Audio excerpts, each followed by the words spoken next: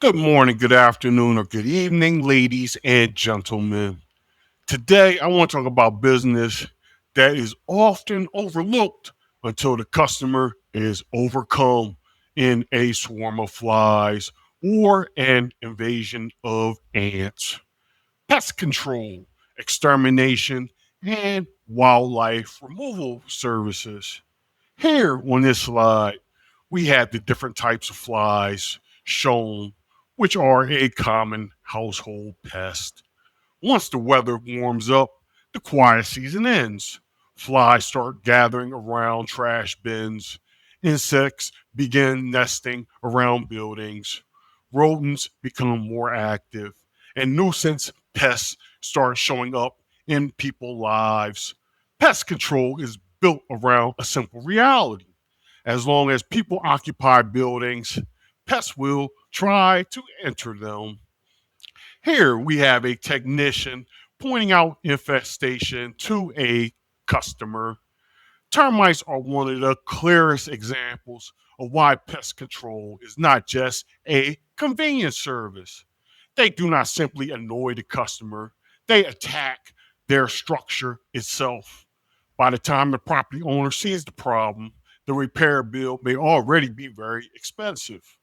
That is why inspections, detection, and prevention plans become such an important part of the pest control business model.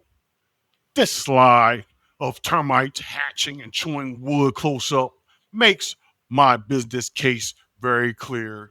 The insects are small, but the financial risk is large. A termite colony can turn solid wood into a costly structural problem. That fear creates urgency.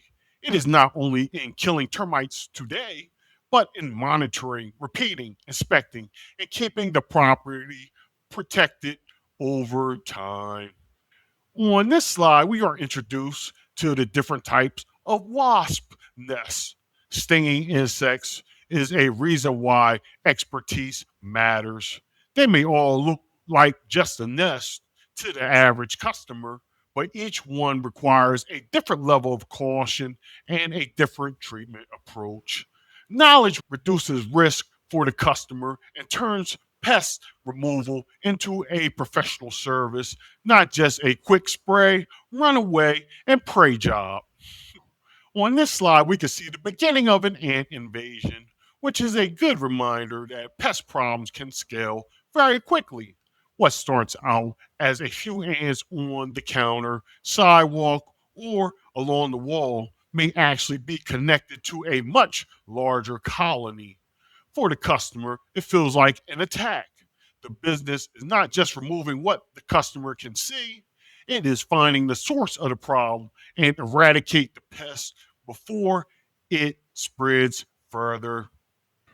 Here we have an eradication technician setting bait traps for rodents. As we witness the autumn sun in the background of this photo, with the changing leaves falling to the ground, rodents are diligently preparing for colder weather. They are seeking shelter before the winter arrives. Setting traps and poison bait is a necessary rodent prevention measure before the infestation becomes visible. That is recurring revenue built around timing and preparation. On this slide, we have a service van on call at the customer's location. The work van is the mobile headquarters of the pest control business. Inside that van are the tools and supplies that allow the technician to respond quickly. When a customer calls, they may be scared, frantic, anxious, and worried about those pests. Speed, readiness, and professionalism all help turn panic into revenue. This slide shows the technician in solemn contemplation and seriousness in the process of handling business. The customer is scared, confused, nervous, and frustrated. They want the problem identified, explained, treated, and controlled. This is where trust becomes valuable. A good technician make the customer feel like the situation is under control. That experience can turn one emergency visit into a recurring service relationship. Modern pest control is not only about chemicals, it also includes devices and barriers that continue working after the technician leaves. This slide shows a termite control device being activated by a pest technician. This is important because these devices create a reason to return, inspect, replace, record, and adjust the pest removal plan. The hidden revenue is monitoring, maintenance, and pest prevention. In a warehouse, pest control becomes a business protection. Pests can damage inventory and create sanitation issues. Spraying under pallets is not just a maintenance task, it protects the operation. Commercial clients require documentation, consistency, and reliability because pest problems can affect compliance, insurance, reputation, and the customer's trust. The company is not just treating pests, it is protecting business continuity. Here, this slide introduces us to the pest control franchise and the team before dispatch to their job sites. The customer sees a professional crew, but behind that crew is an operating system. The franchise system makes it easier to train technicians, schedule routes, manage accounts, and expand into new areas. This is the difference between doing pest control as a job and building pest control as an organized business model.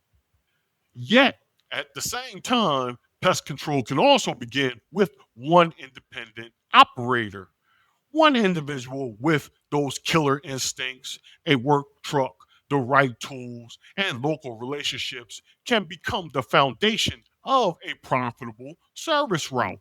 This path may not have the brand power of a franchise, but it has flexibility. In many service industries, local reputation is the engine that keeps their phone ringing. This slide shows where the work turns into revenue. Here we have a pest technician treating an infestation area. The first service call is only the doorway. The real business comes from follow up visits, inspections, seasonal treatments, and customer retention methods. In other words, the spray tank may start the job, but the relationship builds the business. This slide introduces the exterminators, trappers, and wildlife removal crew. This part of the industry is more physical and more unpredictable. Some jobs require cages and real field judgment. Customers call because most are afraid and do not have the knowledge of removing wildlife themselves. That discomfort creates value. The harder, messier, and more intimidating the job is, the more willing customers are to pay someone trained to handle it for them. This slide shows a worker cautiously watching a beaver trapped in a cage. Our trapped animal is scared, defensive, and maybe injured. This is specialized and dangerous work which calls for a professional. Customers are not only paying for the animal to be removed, they would like for the situation to be handled safely, legally, while doing it professionally. Here we see a technician getting his gear to begin wildlife removal procedures. The service van is stocked with the necessary equipment and ready for dispatch. Our experienced worker is selling the ability to walk into unpredictable environments with wild creatures and know what to do next. That level of situational preparedness is what separates a professional wildlife operator from your handy, everyday casual handyman. Wildlife nests often appear in places the property owner cannot safely reach. This slide shows a member of the wildlife control team performing a removal, which may require ladders and protective gear. Follow up services include inspection, seal gaps, installation barriers, and recommended future prevention measures. Removal solves today's problem. Exclusion helps prevent tomorrow's issues. Now, not every job involves a live animal. After flooding, dead fish and wildlife waste may need to be collected properly. As we see in this slide, the workers are disposing of dead fish into a grain waste container. This expands the business model into sanitation, cleanup, odor control, and environmental response. It is known that businesses and property owners will pay handsomely to those who have the equipment, stomach, and discipline to handle the dirty removal jobs. This slide shows a strong commercial example because the wildlife problem is now interfering with customer traffic. Here we have a bird of prey nest above a storefront entrance. This is causing a distraction for customers, creating safety concerns, and making the business look unmanaged. For the store owner, this is not just an animal issue, it affects the customer experience. Wildlife removal becomes part of protecting sales, access, and brand image while helping commercial properties stay open, safe, and presentable. Humane removal can also become part of the company's brand. Many customers want the problem solved, but they do not want unnecessary harm. On this slide, we are shown a wildlife removal expert gingerly holding two rodents within her gloved hands. A wildlife control company that removes animals responsibly, communicates clearly, and shows care in the process earns the customer's trust. It is not only about getting rid of the animal, it is about how the company handles the situation from start to completion. Here we have an eradication technician eagerly performing his duties. There will always be pests, rodents, vermin, nests, and critters to remove among us. That may not sound attractive to everyone, and that is exactly the point. For someone with the right training, tools, licensing, and intestinal fortitude, pest control can become a serious business. One truck can become one route can become recurring customers, and recurring customers can become a real thriving organization. On this slide, we see two workers smiling outside their work truck. Here, we are shown a family operation. The pest control business can start small: one truck, one local route, and a few loyal customers. But over time, it can grow through recurring contracts, commercial accounts, seasonal treatments, technician crews, and multiple branches across a region.